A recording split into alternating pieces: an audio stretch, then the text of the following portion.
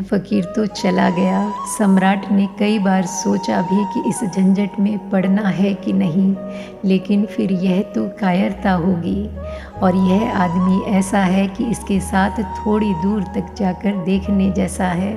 पता नहीं हम जैसे जंगली फल को फेंकते रहे, पता नहीं मरघट में कौन से स्वर्ग का या मोक्ष का द्वार खुल जाए। अपने आप को राजा वीर विक्रमादित्य समझता रहा और अंदर अंदर थोड़ा डर भी लग रहा था।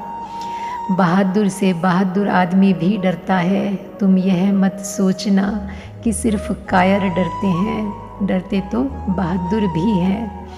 फ़र्क क्या है बहादुर और कायर में? बहादुर डरता है तो भी करता है, और कायर डरता है तो भाग खड़ा होता है। डरते दोनों हैं। डरने के संबंध में कोई फ़र्क नहीं है, क्योंकि जो डरे ही नहीं वह तो बहादुर भी क्या उसको कहना। वह तो लोहे लकड़ी पत्थर का बना हुआ आदमी है।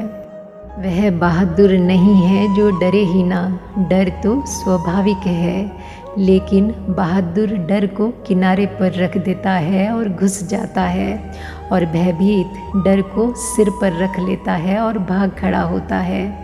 खैर, आधी रात विक्रमादित्य पहुंच गया मरघट पर। बड़ा डर लगता था। वह कोई साधारण रात मालूम नहीं होती थी।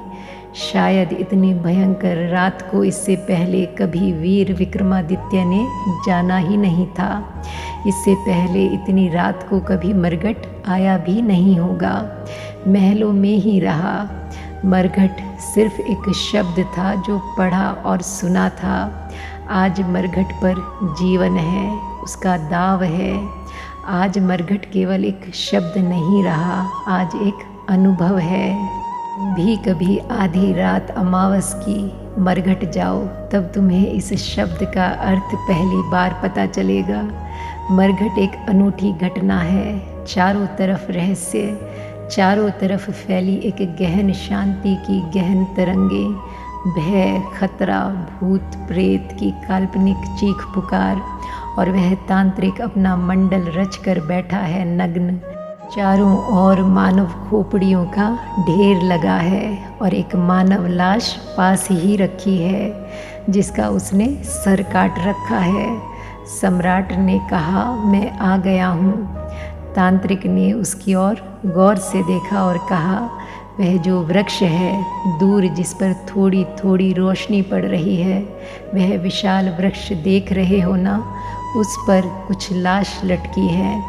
तुम्हें उस लाश को वृक्ष से उतार कर मेरे पास लाना है, लेकिन एक बात का ध्यान रखना, एकदम सजग रहना, होशपूर्ण।